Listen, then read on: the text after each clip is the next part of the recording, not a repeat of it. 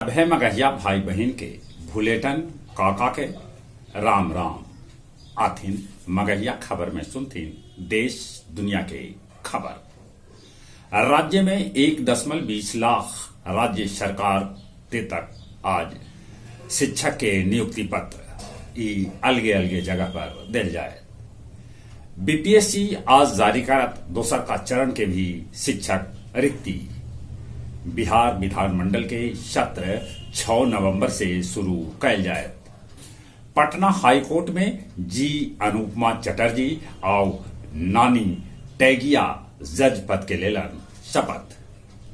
2024 तक सूबा के हर घर में लगावल जाए smart meter. Patna Miller school के मैदान में भाकपा की रैली आज। नबीनगर में बालू माफिया ट्रैक्टर से एगो होम गार्ड जवान के रौन दिलन जकर बाद में हो गई मौत। मराठा आरक्षण पर सभे दल हत सहमत। धन शोधन में नरेश गोयल परिवार के संपत्ति कैल गई जब्त।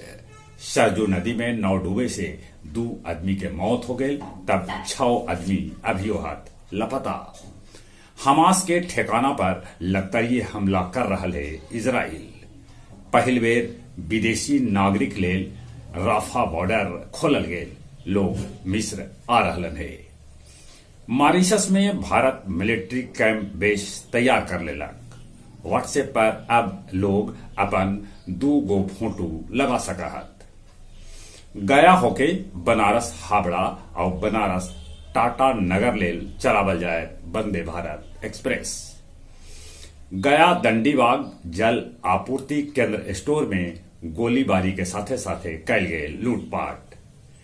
इमामगंज के खड़ाउआ जंगल में अफीम के खेती लेल जमीन तैयार करी 2 गो आदमी के पुलिस कैला गिरफ्तार। रफीगंज रेलवे स्टेशन पर खाली माल गाड़ी के इंजन में घुस के लेगो पगला।